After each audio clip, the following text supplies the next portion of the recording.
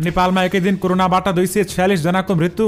पछिल्लो 24 घण्टामा थप 8173 जनामा कोरोना भाइरस संक्रमण पुष्टि भयो। लमजुङ केन्द्र भएर 5.8 म्याग्निच्युडको भूकम्प गयो। भूकम्पबारे गाउँपालिकाका अध्यक्ष भन्छन् भागाभाग भयो, मानवीय क्षतिबारे थाहा छैन।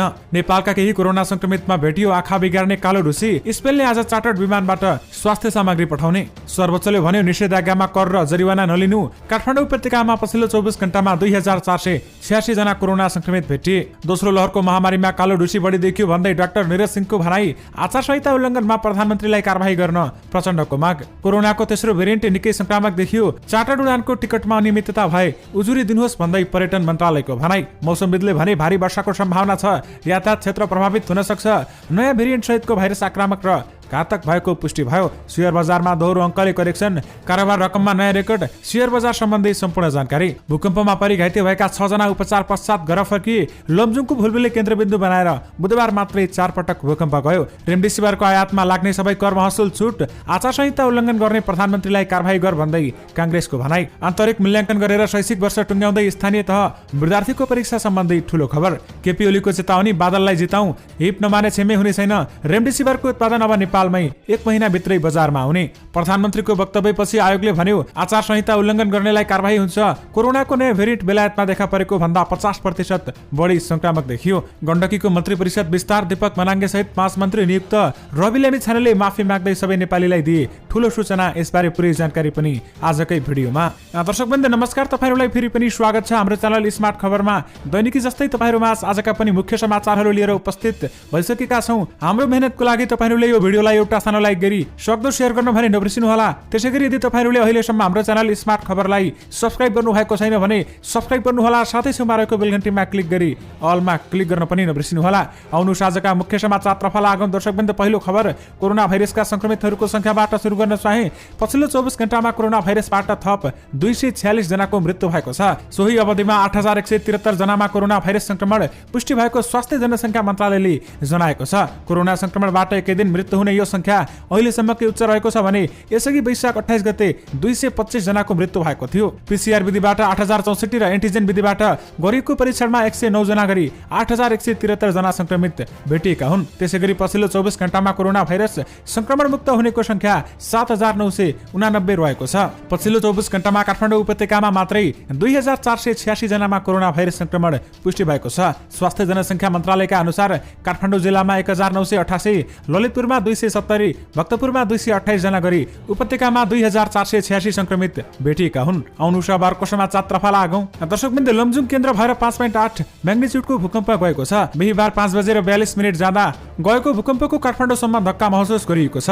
लमजुङको मर्स्याङ्दी गाउँपालिकाले भुलबुले केन्द्रबिन्दु भएर बुधबार 5.8 म्याग्निच्युडको भूकम्प गएको छ भने बिहीबार 5:42 मा गएको भूकम्पबाट मानवीय क्षति भई 6 जना घाइते समेत भएका थिए। यसबारे मर्स्याङ्दी गाउँपालिकाका प्रमुख अर्जुन गुरुङले जानकारी दिनुभएको हो। उनका अनुसार भूकम्प आए लगत्तै स्थानीय डरले भागाभाग गरेका थिए भने फेरि पनि धक्का आउने आशंकामा कतिपय घर बाहिरै बसेको देखिएका थिए। भूकम्पले माटोले बनेका पुराना घरहरू भत्किएको सर्किएको भन्ने सूचना आए पनि त्यसबाट मानवीय क्षति भएको खबर भने कमै आएको छ भन्दै उनले जानकारी दिएका छन्। अहिले हामी पनि विवरण सङ्कलन गर्दैछौँ। उनले भनेका छन् पुराना घरहरू भत्किएको बाहेक थप क्षतिको विवरण आइसकेको छैन। भूकम्प ठूलो आएकाले यसरी कति मानवीय क्षति पुर्यायो कि पुर्याएन भन्ने बारेमा यकिन जानकारी भने आइनसकेको उनले बताएका छन्। त्यसैगरी भूकम्पमा परि घाइते भएका लमजुङका 6 जना उपचार पश्चात घर फर्किएका छन् भने लमजुङको मर्स्याङ्दी गाउँपालिका स्थित खुदै भुलबुले आसपास केन्द्रबिन्दु भएर बुधबार 5:44 मा भूकम्प गएको जानकारी पनि तपाईहरुमाझ राखिसकेका छौं। दर्शकवृन्द यदि तपाई बसेको जिल्लामा वा ठाउँमा पनि भूकम्प गएको थियो भने हामीलाई यो भिडियोको कमेन्ट बक्स मार्फत बताउन भने नबिर्सिनु होला। त्यसैगरी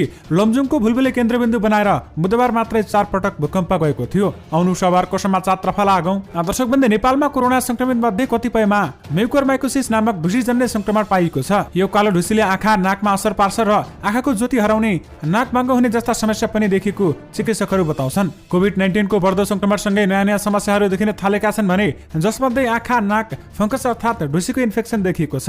यसलाई म्युकोरमाइकोसिस पनि भनिन्छ भन्दै बताइएको छ। यो एउटा कालो ढुसीको संक्रमणले देखिने रोग हो। विशेष गरी मधुमेहका रोगी र कोभिड-19 को संक्रमणको उपचारको क्रममा स्टेरोइड्स औषधिको प्रयोग गरिन्छ। स्टेरोइड्सको प्रयोगपछि रगतमा चिनीको मात्रा बढ्ने समूहमा यस्तो समस्या देखा पर्छ। विज्ञका अनुसार कालो ढुसीको संक्रमण हावामा अवस्थित म्युकोमिर्साइड्स भनिने मोल्डहरूको समूहले गर्दा हुन्छ। माटोमा कम्पोस्ट पाइल र सडेको काठमा अर्थात् वातावरणमा नै पाइन्छ भन्दै बताइएको छ। संक्रमणपछि बिरामीले सास फेर्दा जुन साइनको गुहा, फोक्सो र छातीका पालहरूमा फैलिन्छ। यद्यपि केही विज्ञहरूले स्टेरोइड्समा उच्च निर्भरता कोभिड केसहरूमा जुन इन्फ्लामेसन उपचारको लागि प्रयोग गरिएको पूर्व अवस्थित कोमोरबिडिटी जस्तै मधुमेहले कोभिडबाट पीडित व्यक्तिहरूलाई म्युकरमाइकोसिसको जोखिममा बढी पर्न सक्ने बताइएको छ। दोस्रो चरणको कोभिड-19 संक्रमणमा यो समस्या बढी देखिएको छ। यस फंगल संक्रमणबाट पीडित बिरामीहरू सामान्यतया नाक भरिएका र नाक पक्ने लक्षणहरू हुन्छन् भने आँखामा सूजन, दुखाइ, पलकको झुकाइ र अमिलो देखिन्छ। अन्तमा दृष्टि गुमाउन पुग्छन् भने नाक वरिपरि छाला, कालो धर्साहरू समेत हुन सक्छन्। नाकबाट रगत बग्छ, बाक्लो सिगान बग्छ, आँखा सुन्निन्छ, आँखा वरपरको भागमा कालो दाग देखिन्छ, आँखा धमिलो देख्ने, टाउको दुख्ने, नाक जाम जस्तो हुने, मुख नै बाङ्गो हुन्छ। हुन त शरीरमा यसको संक्रमण कहाँ छ त्यसअनुसार फरक लक्षण देखिने गर्छन्। विशेष गरी दोस्रो लहरको महामारीमा कालो ढुसी देखिएको छ भने नेपालका केही संक्रमितमा आँखा बिगार्ने कालो ढुसी देखिएको हो। आउनु सभाको समाचार तर्फ लागौं। दर्शकवृन्द, नेकपा माओवादी केन्द्रले राष्ट्रिय सभा उपनिर्वाचनमा प्रधानमन्त्री केपी शर्मा ओलीले आचार संहिता उल्लङ्घन गरेको भन्दै कारबाही गर्न निर्वाचन आयोगलाई आग्रह गरेको छ।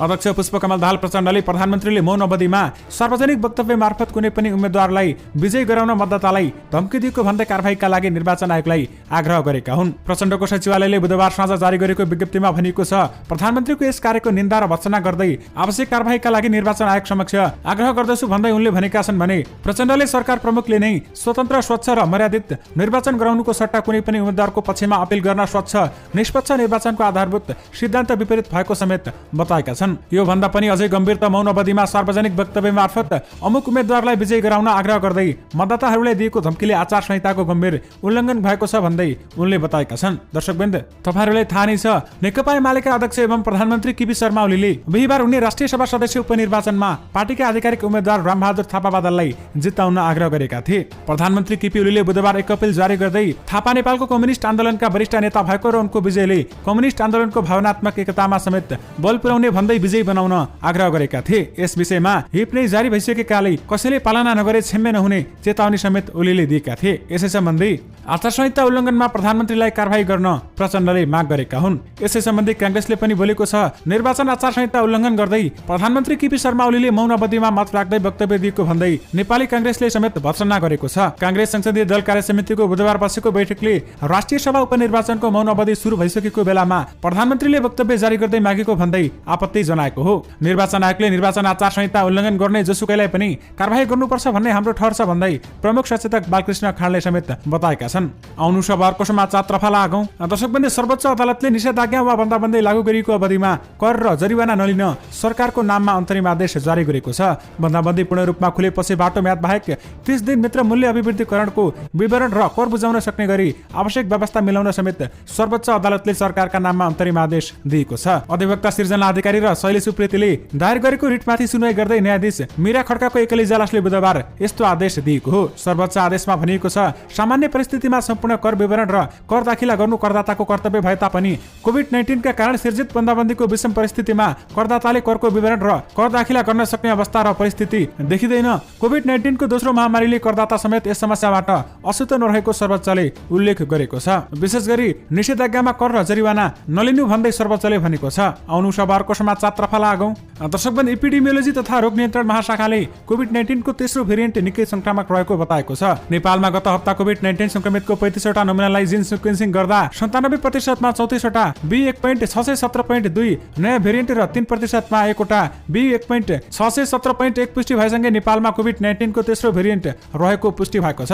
स्वास्थ्य जनसङ्ख्या मन्त्रालयले पनि मंगलबार एक विज्ञप्ति निकाल्दै नेपालमा तेस्रो भेरिएन्ट रहेको बारे जानकारी गराइसकेको छ। यस सन्दर्भमा एपिडेमियोलोजी तथा रोग नियन्त्रण महाशाखाले तेस्रो भेरिएन्ट यसअघि नै देखा परेको भेरिएन्ट भन्दा 50% बढी संक्रामक रहेको बताएका छन्। बुधबार न्यूज एजेन्सी नेपालसँग कुरा गर्दै एपिडेमियोलोजी तथा रोग नियन्त्रण महाशाखाका प्रमुख डाक्टर कृष्ण पौडेलले सुरुमा बेलायतमा पत्ता लागेको भेरिएन्ट भन्दा यो भेरिएन्ट 40 देखि 50% बढी संक्रामक रहेको बताएका छन्। स्वास्थ्य जनसङ्ख्या मन्त्रालयले पनि मंगलबार नेपालमा तेस्रो भेरिएन्ट रहेको समेत पुष्टि गरिसकेको छ।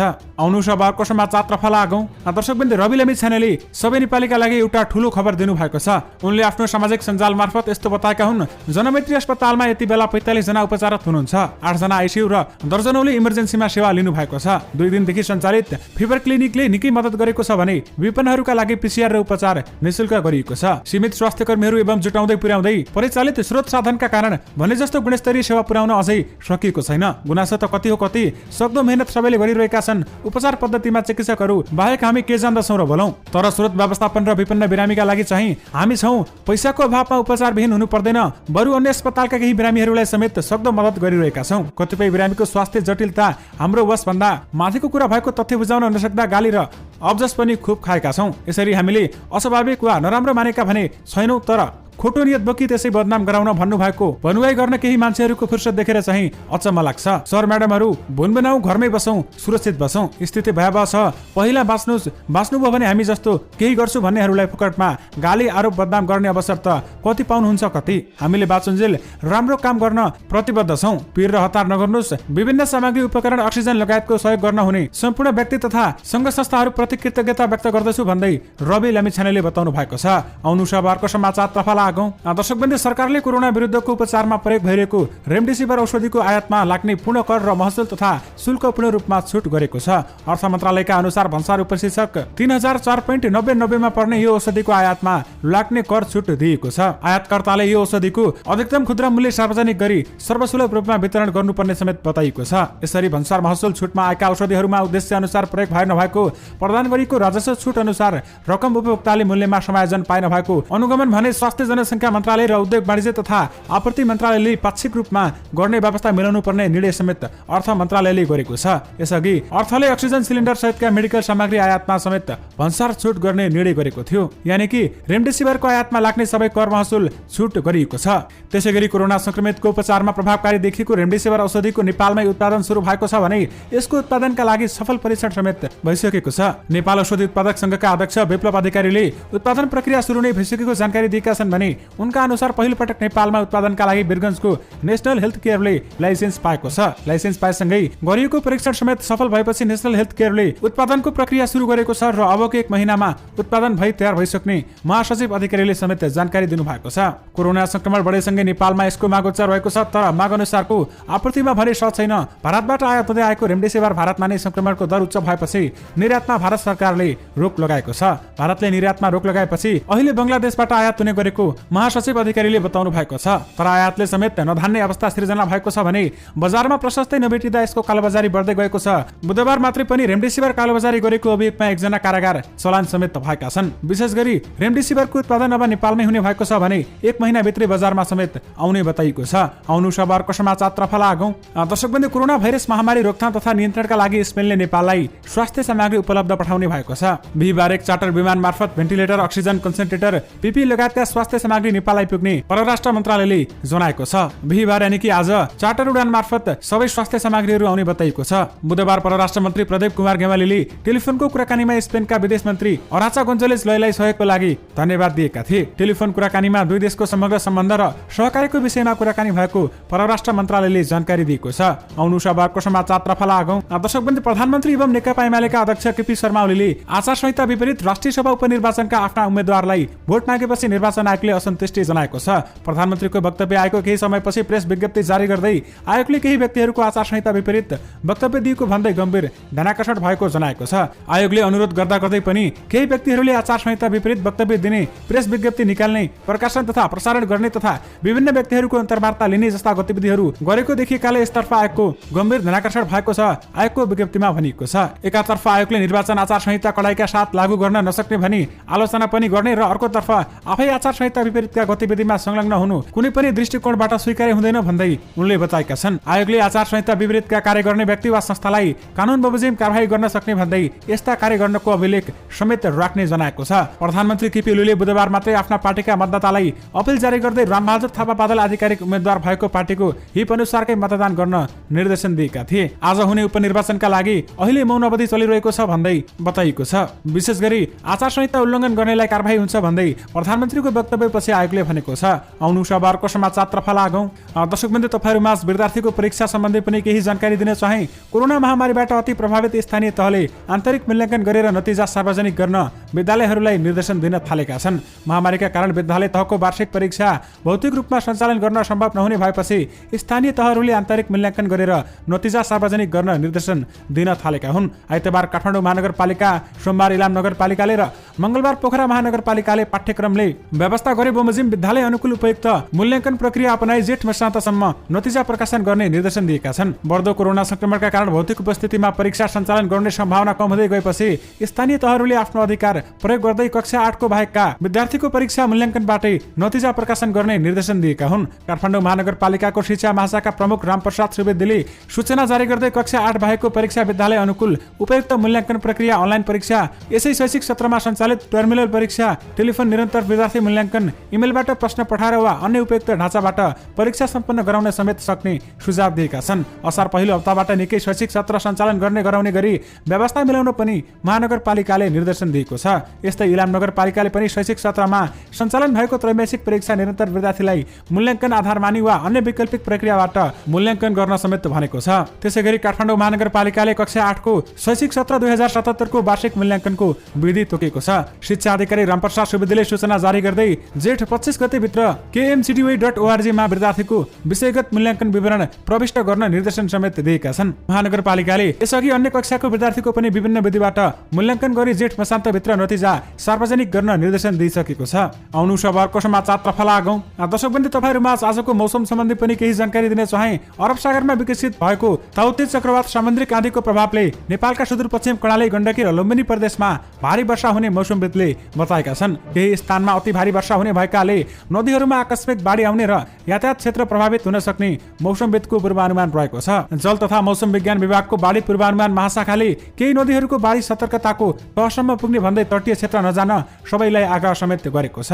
मौसमविद शान्ति कणेलका अनुसार सामुद्रिक आँधीको प्रभावले अहिले चितवन, म्याग्दी जिल्लासहित गण्डकी, लुम्बिनी, कर्णाली र सुदूरपश्चिम प्रदेशका केही स्थानहरूमा हल्का वर्षा भइरहेको छ भने आज गण्डकी, लुम्बिनी, कर्णाली र सुदूरपश्चिम प्रदेशमा भारी वर्षाको सम्भावना पनि रहेको छ। त्यसैगरी बागमती क्षेत्रमा आज भारी वर्षाको सम्भावना समेत रहेको बताइएको छ। अरब सागरमा बनेको भौते चक्रवात अहिले अलि कमजोर भइसकेको छ भने अहिले चक्रवातको रूपमा काम छैन। मौसमविदहरूले यस्तो अवस्थालाई डिप्रेसन भन्छन्। यो अहिले केही शक्तिशाली न्यूनचापीय क्षेत्रको रूपमा छ र यो उत्तर पूर्व सर्ने क्रममा रहेको छ भन्दै बताइएको छ। आउनु सबरको समाचारतर्फ लागौं। दर्शकवृन्द, संस्कृति, पर्यटन तथा नागरिक उड्डयन मन्त्रालयले विदेशी नागरिकलाई नेपालबाट स्वदेश फर्काउन जारी गरिएका चार्टर उडानका सम्बन्धमा अनियमितताको जानकारी भए मन्त्रालयमा उजुरी गर्न आह्वान गरेको छ। अहिले सरकारले नेपालमा पर्वतारोहण, पर्यटन, कूटनीतिक प्रयोजनका लागि नेपाल आएका विदेशी नागरिकलाई स्वदेश फर्काउन चार्टर उडानको अनुमति दिएको भन्दै मन्त्रालयले ती उडानमा अनियमितताको जानकारी भए मन्त्रालय र नेपाल नागरिक उड्डयन प्राधिकरण कहाँ उजुरी गर्न आह्वान समेत गरेको छ। मन्त्रालयका प्रवक्ता तारानाथ अधिकारीले बुधबार विज्ञप्ति जारी गरी यस्तो आह्वान गरेका छन् भने पछिल्लो समय नेपालमा रहेको भारतीय नागरिकलाई समेत चार्टर उडान मार्फत विदेश जाने अनुमति दिएको छ। यसका लागि नेपाली एयरलाइन्स र हिमाली एयरलाइन्सले कुल 10 उडानको अनुमति पाएका छन् भने मन्त्रालयले दूतावासको अनुरोध भए अनुसार नै चार्टर उडानको अनुमति दिने गरिएको भन्दै यसमा सरकारले सहजीकरण मात्र गरेको दाबी समेत गरेको छ। यसअघि व्यवसायीले चार्टर उडानमा केही सीमित व्यक्तिको मिलेमतो हुने भन्दै नेपाली एयरलाइन्सलाई प्राथमिकता दिएर नियमित उडान खोल्न माग गरेका थिए। 17 जेठसम्म नेपालमा अन्तर्राष्ट्रिय नियमित उडान भने बन्द भएको छ भने अहिले कार्गो उडान, मेडिकल प्रयोजनका लागि हुने उडान र यात्रु बोक्न चार्टर उडान जहाज मात्र भएका छन्। आउनु सबरको समाचारतर्फ लागौं। दर्शकवृन्द, गण्डकी प्रदेशका मुख्यमन्त्री पृथ्वी सुब्बा गुरुङले दीपक मनाङ्गे भनिने राजीव गुरुङलाई पुनः मन्त्रीमा दोहोर्याउँदै आफ्नो मन्त्री परिषद विस्तार गरेका छन्। उनले बुधबार यसअघि मन्त्रीमण्डलमा रहेका मन्त्रीहरूलाई नै शपथ खुवाएका छन् भने अहिले आर्थिक मामिला तथा योजना मन्त्रालयको जिम्मेवारी किरण गुरुङलाई दिएका छन् भने यसअघि सामाजिक विकास मन्त्रीमा नरदेवी पुन, भौतिक पूर्वाधार विकास मन्त्रीमा रामशरण बस्नेत, उद्योग पर्यटन तथा वन वातावरण मन्त्रीमा विकास लम्साललाई बिना विभागीय मन्त्रीको रूपमा राखेका छन्। प्रदेश प्रमुख सीता पौडेलले सबै मन्त्रीहरूलाई शपथ खुवाएर पनि युवा तथा खेलकुद मन्त्रीमा दीपक मनाङ्गे पनि शपथ लिन भने आएका थिएनन्। मनाङ्गे यति बेला काठमाडौँमा भएको हुने निकटकाले बताएका छन् भने आफू विरुद्ध अविश्वासको प्रस्ताव आएसँगै स्वतन्त्र भनिएका दीपक मनाङ्गेलाई मुख्यमन्त्रीले युवा तथा खेलकुद मन्त्री बनाएका थिए। सदनमा उनीहरू विरुद्ध प्रस्तुत भएको अविश्वासको प्रस्ताव पारित हुन नसकेपछि ठूलो दलको नेताको हैसियतले गुरुङले वैशाख 29 गते शपथ लिएका थिए। उनले 1 महिनाभित्र सदनबाट बहुमत सिद्ध गर्नुपर्छ।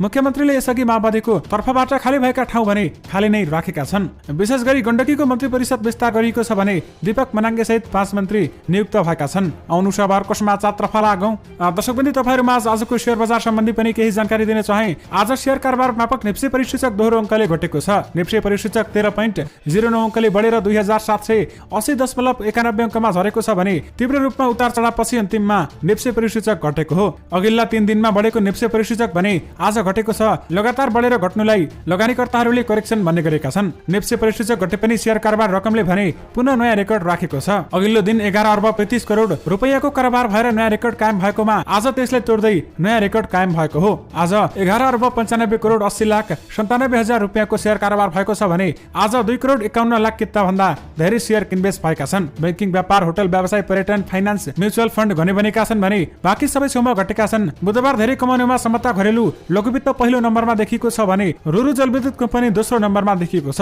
नेपाल फाइनान्स, गोरखास फाइनान्स लगायतका कम्पनीहरूको शेयर मूल्य पनि बढेको छ। त्यसैगरी आज कुन कम्पनीको शेयर मूल्य घट्यो र कुन कम्पनीको शेयर मूल्य बढ्यो त तपाईहरुलाई स्क्रिनमा देखाइरहेका छौं। तपाईहरुले भिडियोलाई पज गरेर हेर्न सक्नुहुनेछ। आउनुस् आजको अन्तिम समाचारतर्फ लागौं। दर्शकबन्दी नेपालमा भारतीय भेरिएन्टको कोरोना भाइरस भेटिएको छ।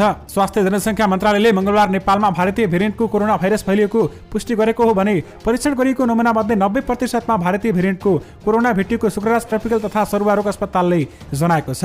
यो भेरिएन्ट पहिलो पटक भारतमा भेटिएकाले भारतीय भेरिएन्ट पनि भनिएको हो। यो भेरिएन्ट विभिन्न 10 देशमा भेटिएको जानकारहरू बताउँछन् भने दुवै भेरिएन्टलाई विश्व स्वास्थ्य संगठनले नै विश्वव्यापी भेरिएन्ट अफ कन्सर्न घोषणा समेत गरेको छ। यो सबै उमेर समूहमा धेरै संक्रामक र जोखिमपूर्ण रहेको अध्ययनहरूमा पाइएको स्वास्थ्य मन्त्रालयले जनाएको छ। नेपालमा देखिएको नयाँ भेरिएन्टको कोरोना भाइरस यसअघिको भाइरस भन्दा जटिल र घातक खालको रहेको छ। कुनै पनि महामारी निम्त्याउने भाइरस हरेक भेरिएन्टमा परिवर्तन हुँदै आउँछ भने कुनै पनि एकदमै आक्रामक तरिकाले आएको हुन्छ भने कुनै हल्का तरिकाले आएको पाइन्छ। तर अहिले आएको नयाँ भाइरसको अन्यको तुलनामा आक्रामक र बढी घातक मानिन्छ। यसको मूल भारतबाट भएकाले यसलाई भारतीय भेरिएन्ट नाम दिएको हो। प्रसारको हिसाबले युके भेरिएन्ट अझै तीव्र गतिमा प्रसार हुने खालको रहेको छ भने यसले सबै वर्ग र उमेर समूहका व्यक्तिलाई असर गर्नेछ। विशेष गरी नयाँ भेरिएन्टको भाइरस आक्रामक र